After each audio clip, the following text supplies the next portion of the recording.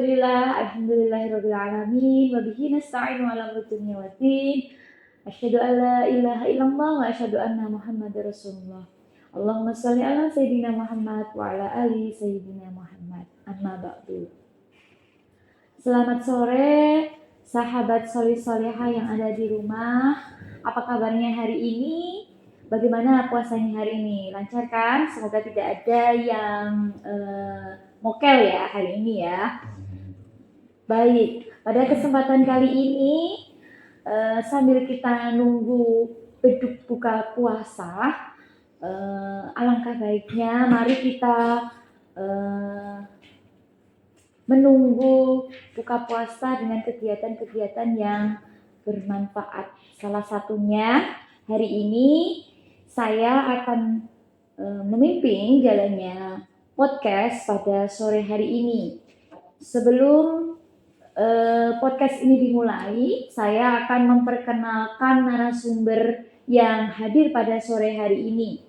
Nah, narasumber kita hari ini, beliau adalah Ustadz Viral, ya, Ustadz Viral seantero Jatinom. Ya. Pada kesempatan kali ini saya kedatangan Bapak Muhammad Kurniawan Syafi'i. Beliau merupakan salah satu guru pendidikan agama Islam yang ada di SMA Negeri 1 Klaten. Selamat datang Pak Kurniawan Syafi'i. Terima kasih. Ya. Ini saya manggilnya apa Pak? Enaknya Pak? Monggo, tapi kalau sebagaimana anak-anak biasanya Pak Syafi'i. Oke, baik. Jadi kita manggilnya Pak Syafi'i gitu ya Pak ya. Yeah. Nah, pada kesempatan kali ini kita akan mengambil tema yaitu Ramadan, waktunya upgrade iman dan amal. Nah, siapa yang tahu kenapa kita di bulan Ramadan ini merupakan bulan upgrade iman dan amal. Nah, nanti kita akan bahas bersama-sama bersama Bapak Syafi'i. Tapi sebelumnya kita mau nanya kabar nih. Bagaimana Pak kabarnya hari ini Pak? Alhamdulillah sampai dengan hari yang ke-11 ini tetap diberikan kesehatan dan juga bisa istiqomah untuk beribadah. Ya. Puasanya Pak udah bolong atau belum Pak? Alhamdulillah lancar dan penuh, tidak ada yang bolong. Insya Allah. Alhamdulillah. Insya Allah. Bagaimana sahabat-sahabat yang di rumah? Puasanya sudah bolong atau belum? Anak-anak yang ada di sini bagaimana puasanya? Aman-aman terkendali? Baik. Ya. Baik. Nah, sesuai tema kita pada sore hari ini yaitu Ramadan, waktunya upgrade iman dan amal. Ini maksudnya bagaimana ya Pak ya? Menurut Pak Kurniawan Syafi'i, kenapa Ramadan ini dikatakan sebagai waktunya upgrade iman dan amal? Ya, sebelumnya Assalamualaikum warahmatullahi wabarakatuh. Waalaikumsalam warahmatullahi wabarakatuh. Ya, alhamdulillah pada kesempatan sore hari ini kita diberi kesempatan untuk bisa bersama-sama belajar sembari untuk menunggu saatnya untuk berbuka puasa. Ya, terima kasih atas pertanyaannya dan tadi disampaikan bahwa Ramadan ini adalah saatnya untuk upgrade ya, iman dan amal. Sebenarnya kalau untuk mengupgrade atau meningkatkan keimanan, baik itu dari segi kualitas maupun kuantitasnya, tidak hanya di bulan Ramadan saja ya, namun ini sudah menjadi kebiasaan terutama di masyarakat kita bahwa di Ramadan ini menjadi kesempatan untuk beramal, bahkan dari yang biasanya itu tidak pernah beramal. Sebagai contoh, dalam keseharian mungkin jarang ke masjid atau bahkan tidak pernah ke masjid, namun di bulan Ramadan ini menjadi sering ke masjid. Nah, minimal itu. Kemudian bagi mereka yang mungkin di hari-hari biasanya untuk membuka Al-Quran atau baca Al-Quran itu ada rasa berat, ada rasa malas, namun di bulan Ramadan menjadi termotivasi. Bahkan banyak yang kemudian membuat target-target Bagi yang lancar ada yang buat target mungkin mau khatam sampai 1 kali, 2 kali. Ada yang paling tidak sudah mau ada semangat untuk membuka karena sebelumnya belum pernah sama sekali. Nah, jadi itulah kenapa di bulan Ramadan ini menjadi bulan atau waktu kesempatan untuk mengupgrade iman maupun amal. Meskipun juga tidak sepenuhnya itu menjadi pembenaran bahwa di bulan Ramadan ini terkhusus bulan Ramadan saja untuk meningkatkan iman dan amal. Sebab di hari-hari atau bulan-bulan yang lainnya sebenarnya juga banyak kesempatan untuk dapat meningkatkan iman dan amal. Namun sekali lagi kalau di masyarakat kita selama ini memang itu menjadi ya mungkin tradisi atau kebiasaan bahwa di bulan Ramadan itu lebih meningkat dibanding dari hari-hari yang biasanya. Mungkin seperti itu. Apakah ini juga berhubungan dengan bulan suci Ramadan ini merupakan bulan dilipat gandakannya pahala, Pak? Nah, itu maksudnya gimana, Pak? Nah, itu mungkin salah satu motivasi ya ketika orang beramal. Kalau di hari-hari biasa melakukan satu amal kebaikan apapun bentuknya, itu oleh Allah akan diberi balasan yang berlipat minimal sampai dengan 10 kali lipat. Jadi apapun bentuk amal kebaikannya, melaksanakan 1 kali saja, itu akan diberi balasan minimal sampai dengan 10 kali lipat. Itu jika dikerjakan di hari-hari atau bulan selain dari bulan Ramadan. Nah, terkhusus di bulan Ramadan ini, amalan yang dilakukan itu akan diberi balasan yang berlipat dengan hitungan yang tak terhingga. Artinya hitungannya itu langsung dari Allah. Sebagai contoh kalau kita baca Al-Quran, 1 huruf dari Al-Quran yang kita baca itu diberi balasan 10. Sehingga kalau kita baru membaca basmalah yang di situ ada 19 huruf, itu kita sudah mendapatkan pelipatan ganda sampai dengan 190. Itu di luar dari bulan Ramadan. Sedangkan di bulan Ramadan ini berlipat-lipat bahkan tak terhingga. Termasuk dari ibadah puasa yang dilakukan. Kalau ibadah yang lainnya itu disebutkan berapa nanti balasan yang diberikan, namun khusus untuk ibadah puasa itu Allah langsung yang akan memberikan. Sehingga ini memang menjadi motivasi kepada kita semua untuk memperbanyak amal kebaikan di bulan Ramadan ini, karena dari setiap amal kebaikan yang dilakukan itu akan diberi balasan yang berlipat bahkan tak terhingga. Gitu. Baik, jadi salah satu kegiatannya dari upgrade iman dan amal ini tadi kan Bapak menyebutkan salah satunya adalah membaca ayat suci Al-Quran ya Pak. Nah ini bagaimana nih sahabat-sahabat yang di rumah baca Al-Qurannya sudah sampai juz berapa? Yang di sini bagaimana? Aman? Sudah dapat berapa juz? 23. Alhamdulillah 23 juz. Baik. Selanjutnya Pak, di era zaman sekarang ini kan kita tidak mudah ya Pak dalam mengupgrade iman dan amal.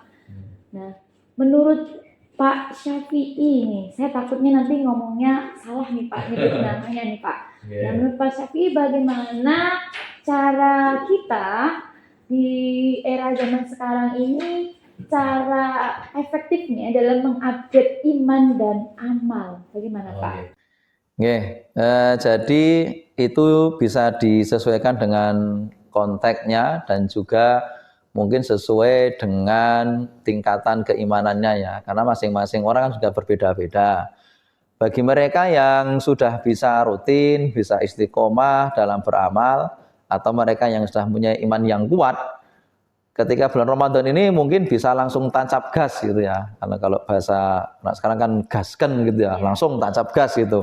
Ya, los. Tapi bagi mereka yang di hari-hari biasa itu jarang, bahkan sama sekali mereka tidak pernah melakukan aktivitas yang itu masuk kategori ibadah. Maka begitu masuk bulan Ramadan ya nggak langsung gasken, tapi pelan-pelan, mungkin dipanasi dulu.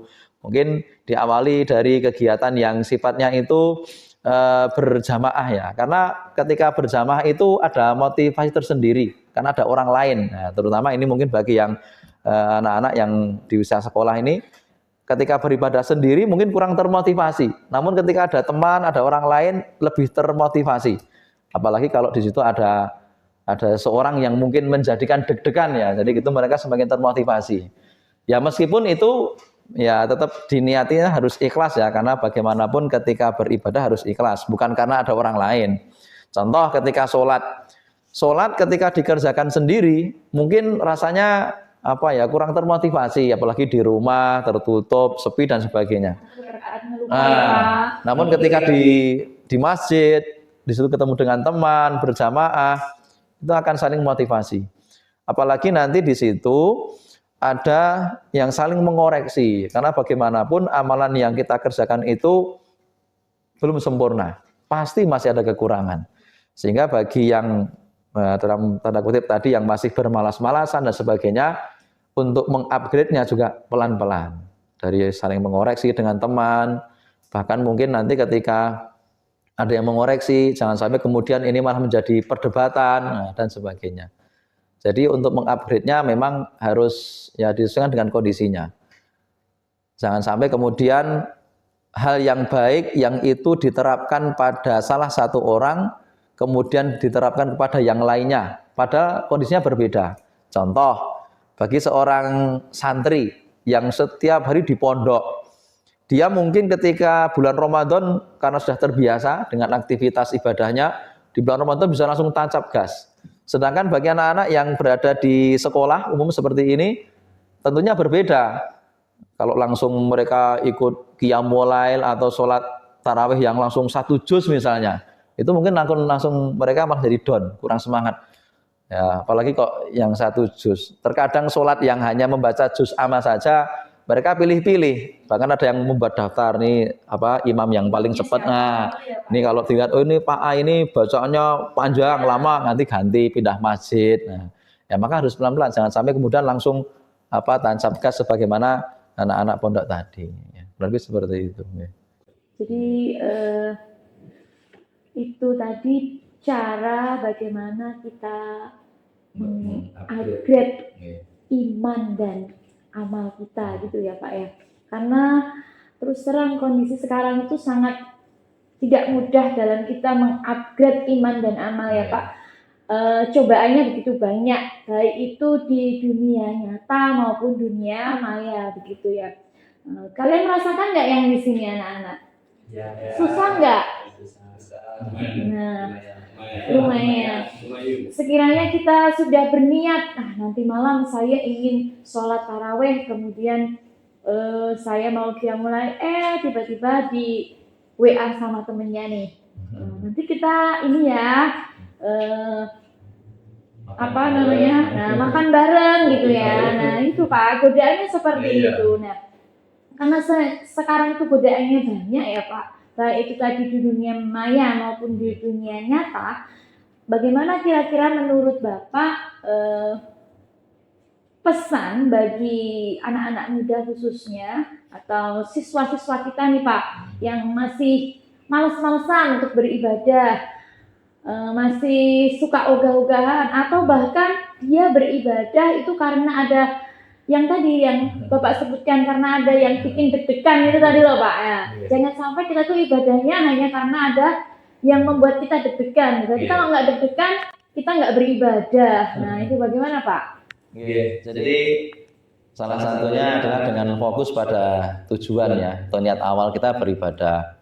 Jangan sampai kemudian ketika kita sudah berniat, sudah berencana, namun di tengah jalan ada godaan yang mungkin tak terduga, kemudian menjadi mengalihkan niatan kita yang sudah ditentukan seawal. Maka fokus. Contoh tadi ketika mau qiyamul lail, kemudian ada yang mengajak untuk ya mungkin makan bareng, ngopi bareng dan sebagainya. Fokus bahwa saya malam ini mau salat tarawih misalnya. Ya kan bisa istilahnya dibuat reschedule atau buat jadwal ulang bahwa nanti saja kita ngopinya setelah tarawih misalnya. Atau bahkan itu bisa menjadi sarana untuk mengajak teman yang tadinya mungkin jarang ke masjid atau bahkan mungkin tidak pernah ke masjid, tapi dia malah ngajak ke kafe misalnya. Disampaikan aja bahwa ini kita sholat atau kita ketemuannya di masjid ya, nanti baru kita ngopi bareng. Nah, itu ya siapa tahu bisa menjadi wasilah atau perantara bagi teman yang tadinya itu belum pernah ke masjid atau jarang ke masjid, kemudian dia jadi ke masjid. Yang diawali dari yang mungkin ketidaksengajaan ya, karena namanya ibadah itu memang juga butuh proses. Termasuk untuk keikhlasan, karena ya bagaimanapun tingkat keikhlasan itu memang ada tingkat-tingkatannya, ada level-levelnya. Ada mereka yang beribadah itu memang yang paling sempurna, paling ideal adalah karena Allah, sama sekali nggak ada niatan apapun. Jadi entah itu mau diberi pahala atau tidak, entah besok itu mau diberikan surga atau tidak, dia nggak beli itu. Yang penting karena Allah, itu yang ideal. Tapi kan untuk sekelas kita seperti kan nggak jarang kan seperti. Pasti kan ada motivasi tertentu. Sebagai contoh, saya sholat biar mendapatkan pahala. Bahkan terkadang kita hitung-hitungan kan, ini berapa pahalanya, berapa hitungannya dan sebagainya. Ya tidak masalah, selama itu berharapnya pada Allah. Maka bagi yang anak-anak yang seusia kalian di sekolah ini memang ya untuk keikhlasan memang juga perlu, terkadang butuh dipaksa juga. Awalnya mungkin terpaksa, namun nanti kemudian bisa menjadi terbiasa. Ya, termasuk tadi yang mungkin jarang ke masjid, tidak pernah ke masjid, kemudian dengan modus tadi janjian ketemuan, tapi ketemunya di masjid. Siapa tahu dengan itu malah nanti. Ya. Tapi tetap juga bagaimanapun harus memperhatikan norma-norma ya, jangan sampai kemudian jadi modus kan. Pengen ketemu dengan, mohon maaf ya, mungkin dengan teman yang lawan jenis, laki dan perempuan. Dengan alasan nanti kita ketemuannya di masjid, sehingga dalam tanda kutip ya dia mengatakan pacaran syar'i. Wah, tapi ketemuannya di masjid. Wah. Nah, apapun pacaran itu nggak diperbolehkan, nggak ada. Meskipun pakai embel-embel syar'i, meskipun dengan embel-embel syar'i, ketemuannya di masjid. Tidak ada pacaran syar'i. Jadi apapun pacaran itu nggak boleh. Yang boleh itu adalah pacaran setelah menikah. Artinya ketika sudah sah sebagai suami istri, boleh kalian sebagaimana seorang laki dan perempuan ketika sudah menikah. Tapi ketika belum ada ikatan resmi, meskipun itu ketemuannya di masjid, bahkan mungkin nanti dengan modus sama-sama berangkat di majelis ilmu, dengan alasan nanti bisa untuk memotivasi, ada yang membangunkan ketika sahur dan sebagainya. Nah, itu modus saja kan gitu. Sepertinya di sini ada yang terasa Pak ya. Ada yang ada di sini yang seperti itu. Berarti itu nggak dikatakan update iman dan amal ya Pak? Ya itu modus saja. Jadi katanya biar nanti ada yang membangunkan ketika sahur, dia mengingatkan. Nah itu modus saja. Tetap dia pasti tetap bangun. Ya, maka. Nah, jadi kita harus hati-hati ya Pak ya. Jangan sampai kita salah niat dalam beribadah dan beramal supaya apa yang kita harapkan dari ibadah dan amal kita itu mendapatkan balasan yang setimpal dari Allah Subhanahu wa taala. Ada yang mau bertanya nggak nih di sini? Oh ya, baik. Apa Mas pertanyaannya? Izin bertanya Bapak. Menurut Bapak kalau kan zaman sekarang itu banyak orang yang sering mokel gitu ya Pak ya. Nah, menurut Bapak itu apa tanggapan Bapak kepada orang-orang yang sering mokel itu? Ini sebelumnya testimoni atau memang pertanyaan ini? Ini atau pengalaman? Ini bukan pengalaman pribadi ya, pernah mokel gitu ya. Ya. Jadi kalau bagi mereka yang mokel itu berarti gini ya, mungkin pagi harinya atau malamnya dia sahur, puasa. Tapi ketika siang hari dia makan gitu ya. Nah, ya itu berarti dari segi niatannya belum kuat ya, karena ketika niatnya kuat, apapun godaannya, apapun cobaannya, insya Allah bisa teratasi. Namun ketika niatnya itu sudah sejak awal lemah, atau bahkan sebenarnya dia itu nggak ada niatan untuk puasa, hanya sekedar ikut-ikutan saja, ataupun karena pekewo, atau karena hanya terpaksa melaksanakan perintah dari orang tua, maka ketika ada yang mengajak, ya dengan mudah dia akan menuruti itu. Maka niat itu paling penting sejak awal, tanamkan niat bahwa kita itu berpuasa karena Allah. Sehingga nanti ketika siang hari kok ada ajakan untuk makan, ada ajakan, bahkan dimingi-mingi dengan menu makanan yang selama ini kita tidak pernah atau tidak pernah menjumpai. Kalau pas di hari-hari selain bulan Ramadan, mereka tidak pernah menawarkan. Tapi begitu Ramadan, nama-nama nih kan, mereka selalu menawarkan. Jadi istilahnya apa ya? Suka neraktir itulah. Padahal di luar Ramadan dia enggak pernah, tapi ya itu mungkin bentuk cobaannya itu ya. Nggih. Lalu kira-kira dosa yang akan didapatkan pada orang-orang yang mukil itu kira-kira apa aja Pak yang akan didapatkan Pak? Kalau untuk wujud dosanya itu beragam. Salah satunya ya, satu hari dari puasa Ramadan yang ditinggalkan dengan sengaja, tanpa ada halangan, tanpa ada uzur. Maka berapapun jumlah hari untuk menggantinya, itu tidak akan bisa. Contoh, mokel 1 hari, orang poso sedino itu.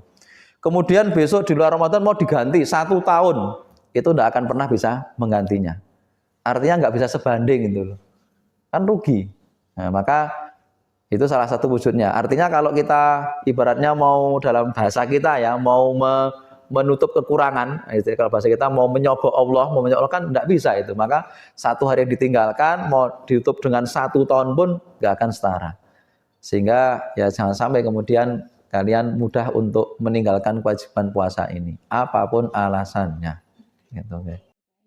Nah itu tadi ya, jadi hati-hati nih buat anak-anak yang ada di sana nih, di luar sana juga, yang ada di sini juga, hati-hati. Jangan sampai kalian mokel, ya kan? Kan tadi tema kita itu Ramadan itu bukan waktunya untuk apa? Bermaksiat, bermodus-modus ala-ala apapun itu tidak boleh ya anak-anak ya. Jadi di Ramadan ini mari kita gunakan waktu yang diberikan atau kesempatan yang diberikan Allah kepada kita ini, kita gunakan untuk meningkatkan amal ibadah kita supaya nantinya kita bisa mendapatkan apa yang kita idam-idamkan selama ini, yaitu surganya Allah. Nah, itu saja Pak yang bisa kita berikan ya Pak ya kepada pemirsa semuanya.